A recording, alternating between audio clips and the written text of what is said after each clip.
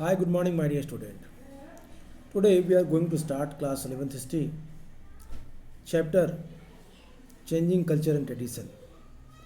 Dear student, in this chapter we have already discussed about the resource to understand this chapter.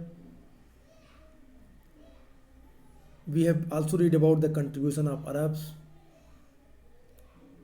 humanism and universities, and humanist subject. Today we will read next topic, artist and realism.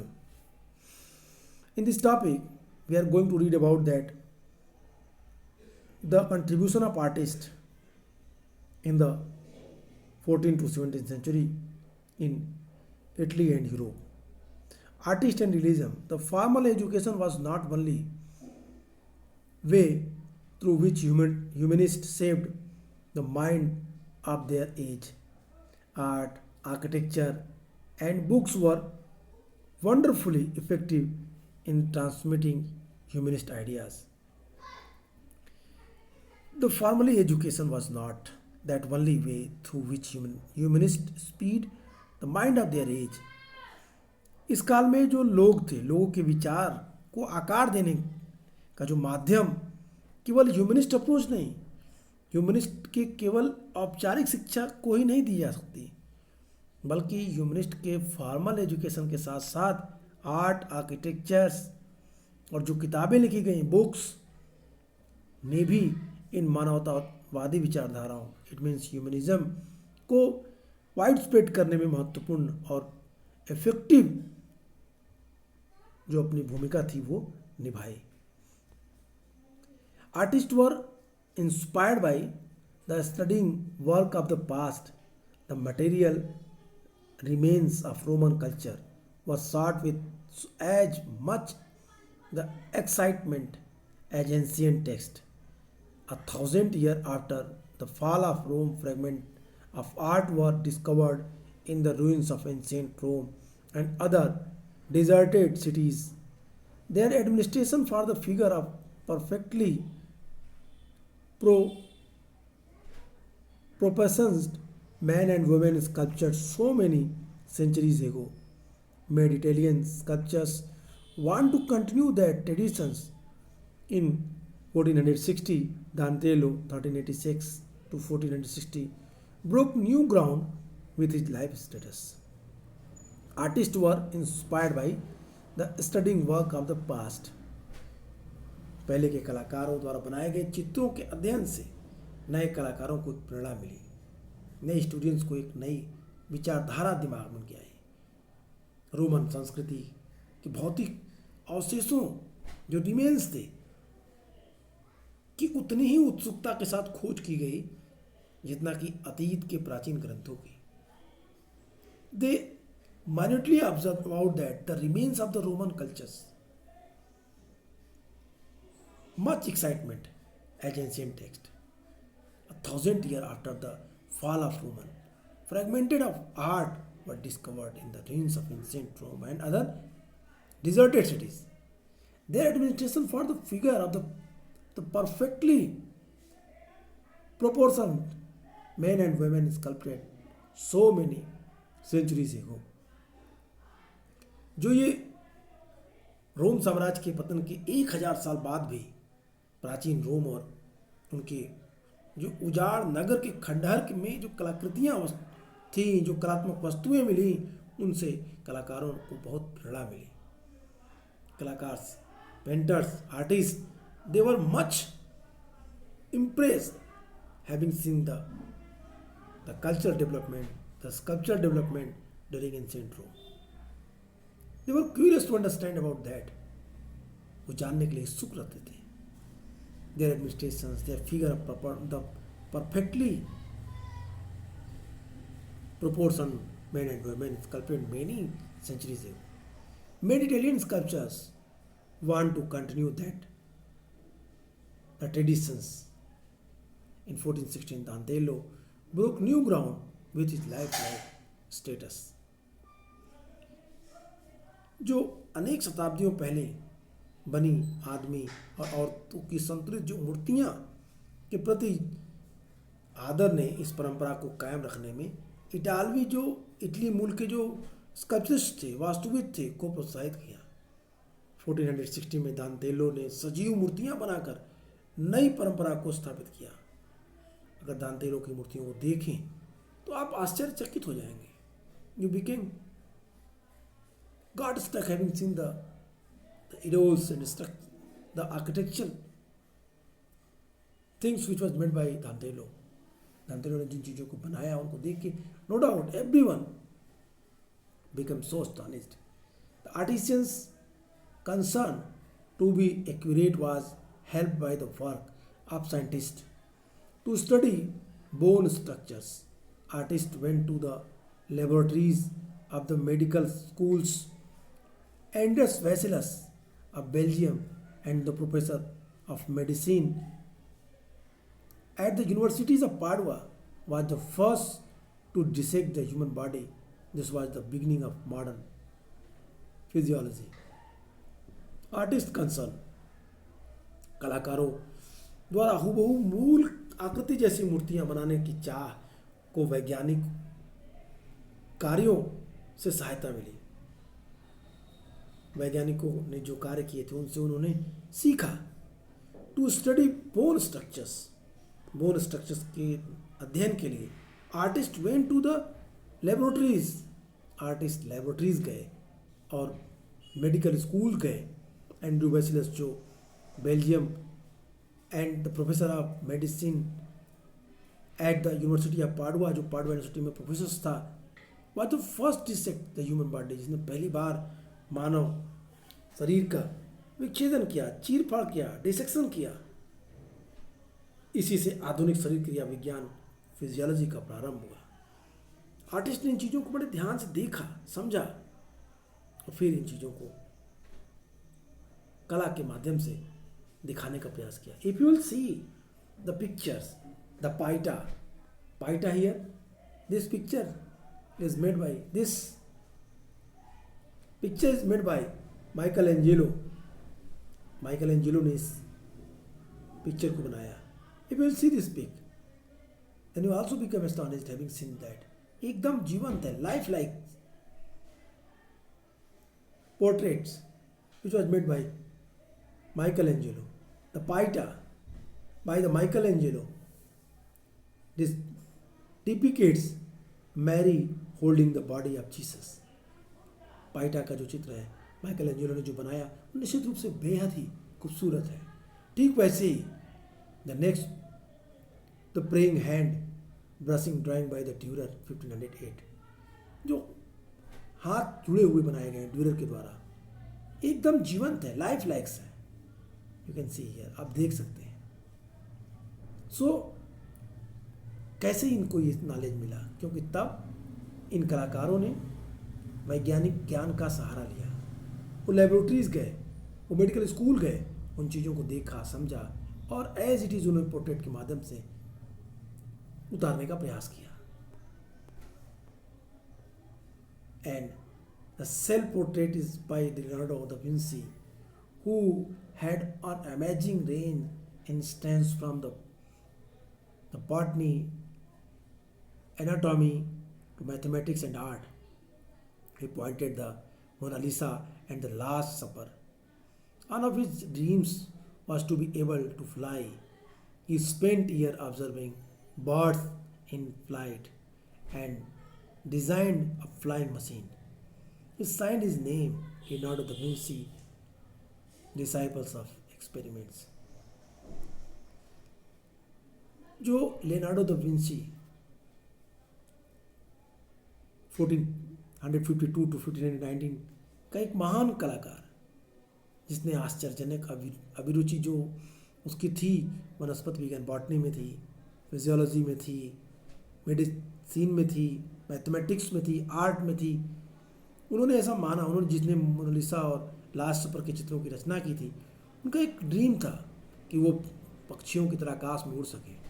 उन्होंने flying machine के चित्र भी बनाए, उस पर अपने signature Leonardo da Vinci को उन्होंने उस पर किया है। और ये एक नई सोच थी उस समय की, आकाश में उड़ने की, जहाज के निर्माण की। उसके लिए लोगों को उनकी ये सोच प्रमोट करती है और कालांतर में एरोप्लेन्स बने।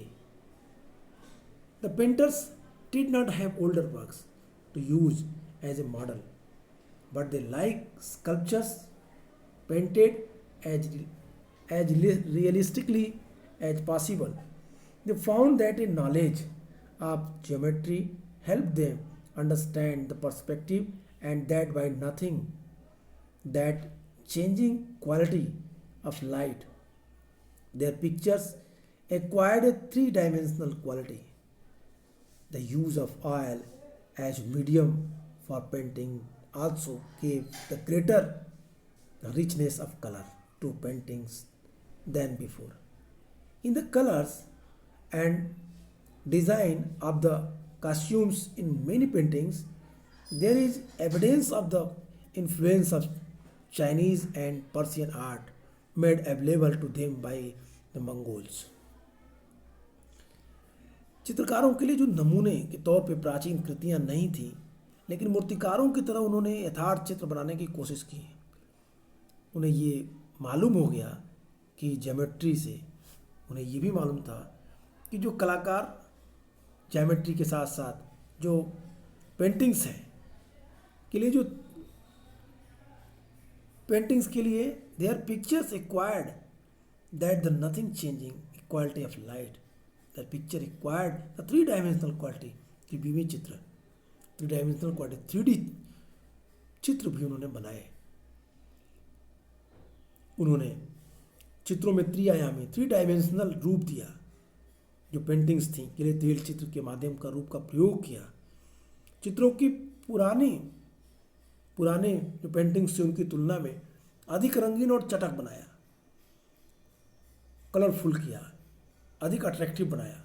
और फिर उनके अनेक चित्रों में दिखाए गए जो ड्रेस डिजाइनिंग है और उनके में जो कलर्स हैं, उनको यदि आप ध्यान से देखें तो you can easily understand that these were influenced by Chinese and Persian art and paintings.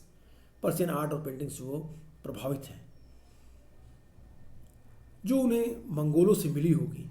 जब मंगोलों ने उनके राज को जीता होगा या मंगोलों से उनके इंट्रैक्शंस हुए होंगे, तो उन्होंने उन चित्रों को, उन कला को, उनको बनाने की तकनीक को, उनके पेंटिंग्स मेथड्स को, कलर्स को अडॉप्ट किया होगा।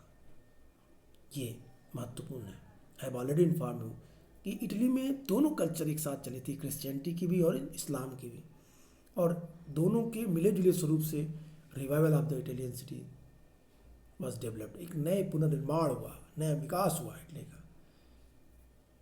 Thus, the anatomy, geometry, physics, as well as the strong sense of what was beautiful, gave a new quality of Italian art, which was to be called the realism, and which continued till the 19th century.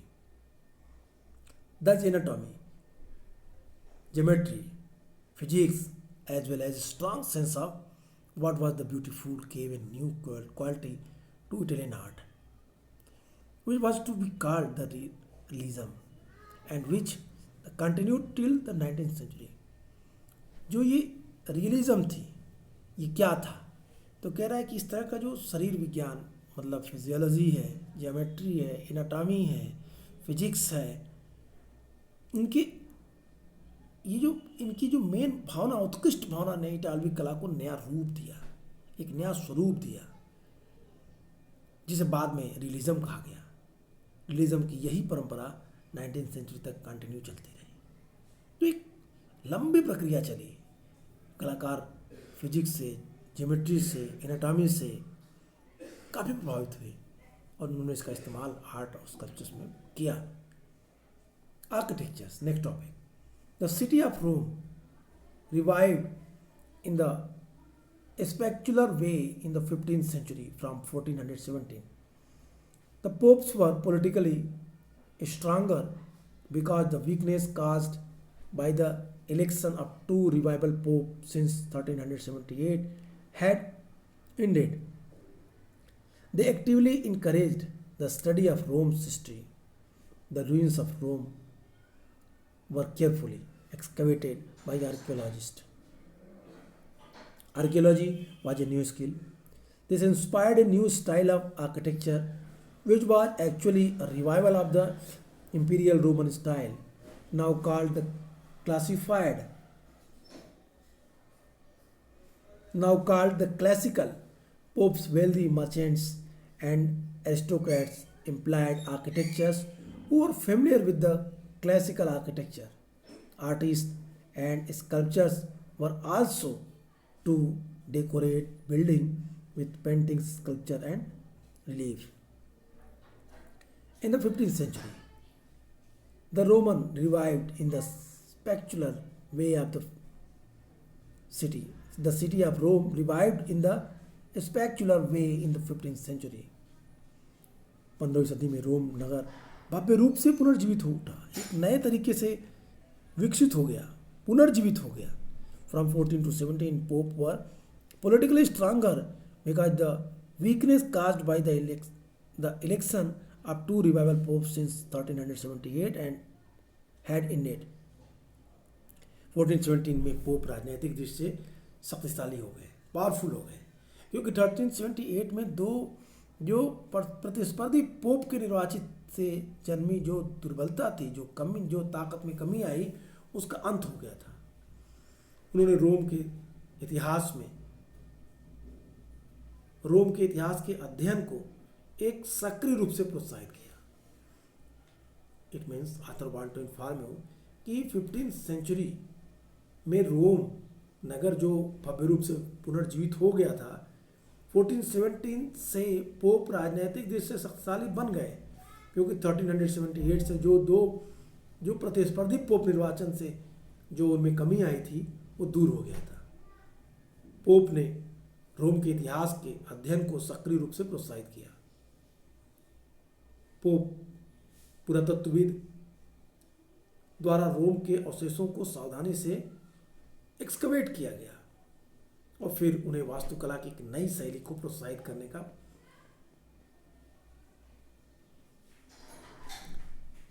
काम किया. Pope ने पुरानी classical शैली, जो पुरानी Roman कला थी, उसको एक नए तरीके से क्लासिकल मेथड से डेवलप करने का प्रयास किया. अब ये जो डेवलपमेंट हो रहे थे, वास्तव में रोम साम्राज्य कालीन शैली का पुनरुद्धार थी, जिसमें जो क्लासिकल मेथड्स थे उसको एक क्लासिकल मेथड कहा गया. जो डेवलपमेंट हुआ था पुराने स्टाइल्स को एक नए स्वरूप में बनाने का जो काम था, now called classical. Popes, wealthy merchants and aristocrats employed architecture who were familiar with the classical architecture. Pope के साथ साथ मर्चेंट्स, आरिस्टोक्रेट्स जो वहाँ पे अधिकारी थे, उन लोगों ने बहुत सारे आर्किटेक्ट्स को अपॉइंट किया जो ये क्लासिकल आर्ट्स को जानते थे, आर्ट और आर्किटेक्चर्स को जानते थे, जिसको उसमें निष्णात थे, निपुण थे, एक्सपर्ट थे. ऐसे लोगों को पोप ने, बड़े व्यापारियों ने, वहाँ के कर्मचारियों ने, अधिकारियों ने अपॉइंट किया. चित्रकारों और शिल्पकारों ने भवनों को वास्तुकला से परिचित थे. ऐसे लोगों को अभिजात वर्ग के लोगों ने वास्तुविदों को अपने भवन को बनाने के लिए नियुक्त किया. इन चित्रकारों और शिल्पकारों ने भवनों को लेप चित्र, पेंटिंग्स, ऑयल पेंटिंग्स के माध्यम से, मूर्तियों के माध्यम से, उभरे हुए चित्रों से भी सुसज्जित किया. Artist and sculptures were also decorate buildings with paintings, sculptures and reliefs. इन कलाकारों को प्रश्रय प्रदान किया पोप ने. बड़े व्यापारियों ने, वहाँ के राजकीय सेवा में लगे अधिकारी और कर्मचारियों ने अपने घरों को बनवाने के लिए ऐसे वास्तुविदों को अपॉइंट किया और ऐसे वास्तुविदों ने न्यू क्लासिकल मेथड से उनके घरों का निर्माण किया भव्य रूप से, एक नए तरीके से. और इनके निर्माण से क्या हुआ था? Rome revived a spectacular way in the 15th century. एक बार फिर 15th सेंचुरी में रोम इनके निर्माण से ही पुनर्जीवित हो गया. Some individuals were skilled equally as painters, sculptures and architects. The most impressive example is Michael Angelo Barnotti. बहुत सारे लोग थे इन कलाकारों में जो एक साथ कई विधा में निपुण थे, कई सारे विद्याओं में एक्सपर्ट थे। इस काल में कुछ ऐसे भी लोग हुए जो कुशल चित्रकार, मूर्तिकार, वास्तुकार सभी कुछ थे। इसका सबसे अच्छा उदाहरण है माइकल एंजेलो बुओनारोत्ती। माइकल एंजेलो बुओनारोत्ती जिन्होंने पोप के सिस्टीन चैपल के भीतरी छत में जो लेप चित्र दी पाइटा नाम की प्रतिमा और सेंट पीटर गिरजे के गुंबद का डिजाइन बनाया। इन्हीं की वजह से माइकल एंजेलो अमर हो गए। ये सारी कलाकृतियां रोम में ही हैं। Here in the right side you have seen a picture. आप राइट साइड में एक पिक्चर देख रहे हैं। वो 16th सेंचुरी में इटली के आर्किटेक्चर डेवलपमेंट का सबसे अच्छा उदाहरण है। वास्तुकला में रोम साम्राज्य के कालीन अनेक भवनों की विशेषताओं को की नकल थी ये जो आप देख रहे हैं राइट साइड में एक पिक्चर, एक बड़ा डोम, चर्च के अंदर का पार्ट। तो कह रहा है some individuals were skilled equally as the painters, sculptures and architects. Michelangelo Buonarroti that was one of them.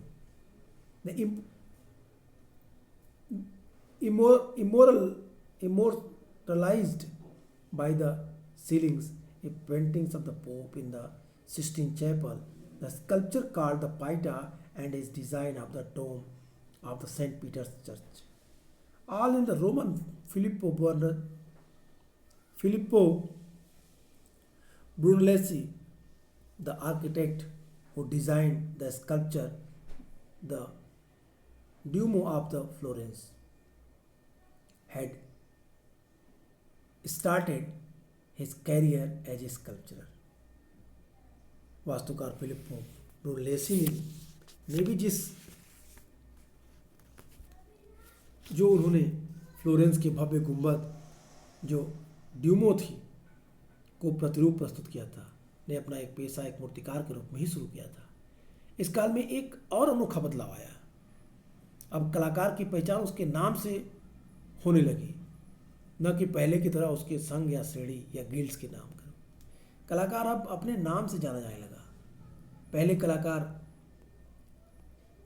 another remarkable change was then from this time artists were known individually by name, not as member of the group of the guild as earlier. पहले अपने guilds या इसके रूप में जाना जाता, लेकिन अब इस समय 15th-16th सेंचुरी में जो आर्टिस्ट थे वो अपने नाम से जाने जाने लगे। The first printed book, the people in other countries wanted C the paintings, the sculptures of the buildings of the great artist. They were had to travel to Italy, but in the case of the written word, what was written in Italy traveled to other countries. This was because of the greatest revolution of the 16th century, the mastery of the technology of the printing.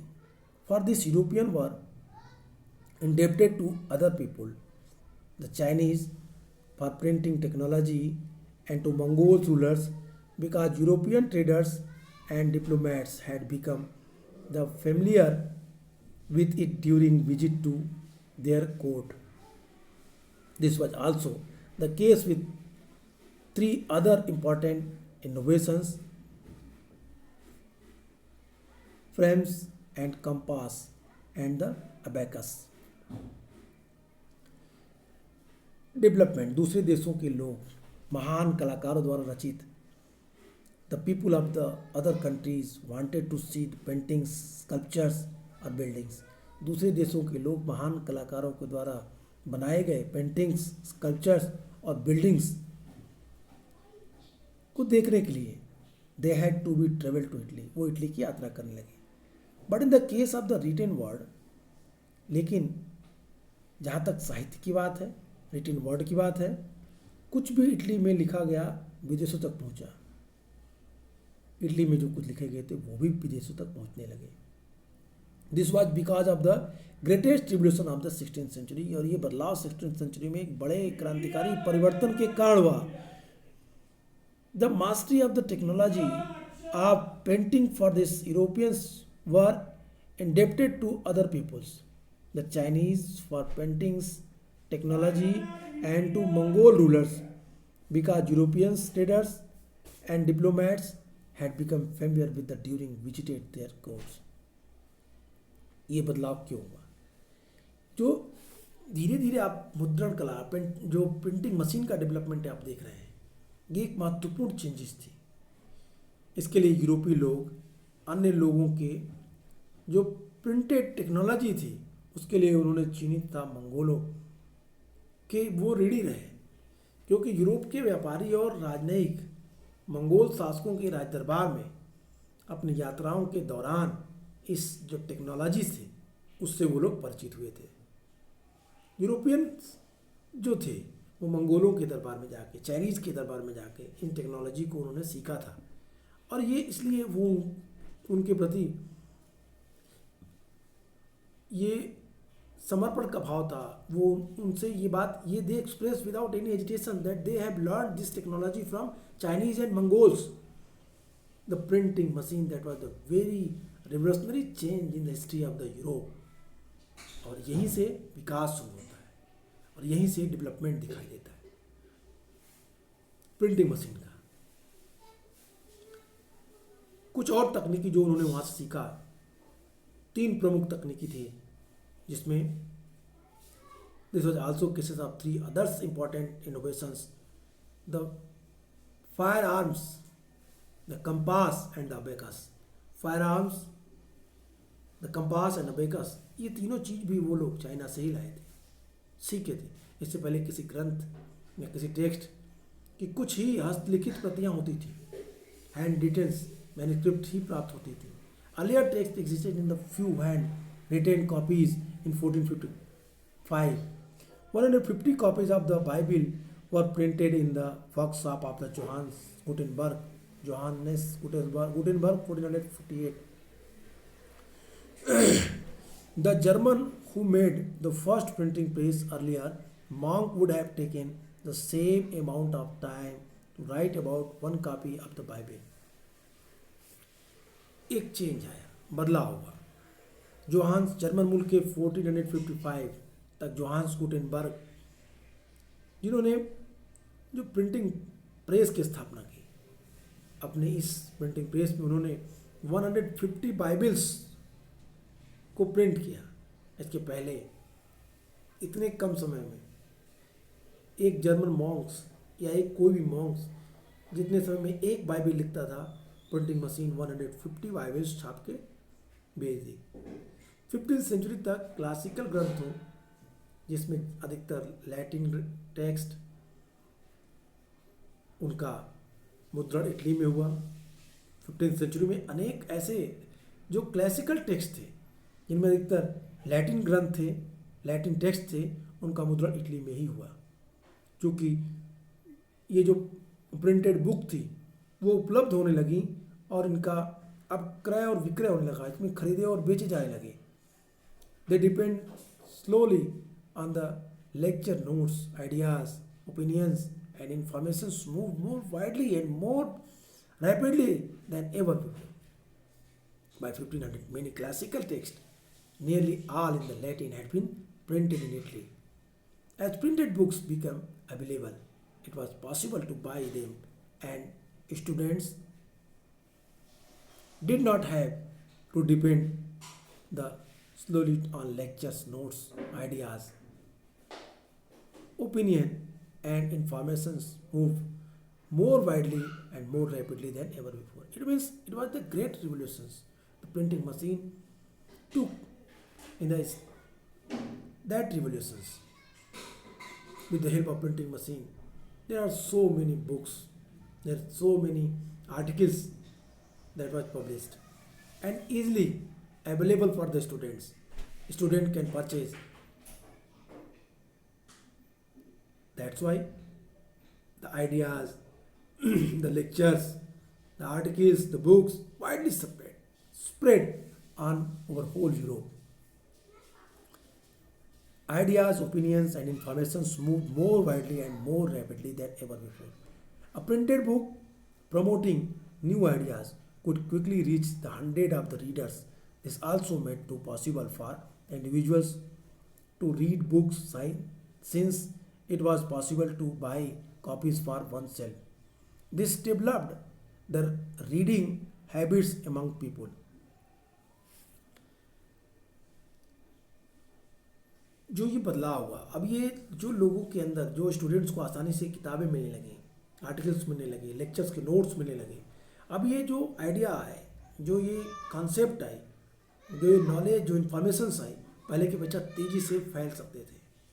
नए विचारों को बढ़ावा देने वाली एक जो printed book थी, जो कई सारे रीडर्स के पास आसानी से पहुंच सकती थी। अब रीडर्स कहीं दूर दराज एकांत में बैठ के पुस्तकों को पढ़ सकता था, क्योंकि वह उन्हें बाजार से खरीद सकता था, और इससे लोगों में पढ़ने की आदत का भी विकास हुआ। The chief reasons that the humanist culture of Italy spread more rapidly across the Alps from end of the 15th century is that the printed books were the circulating, this also explaining why earlier intellectuals movement had been limited to particular regions.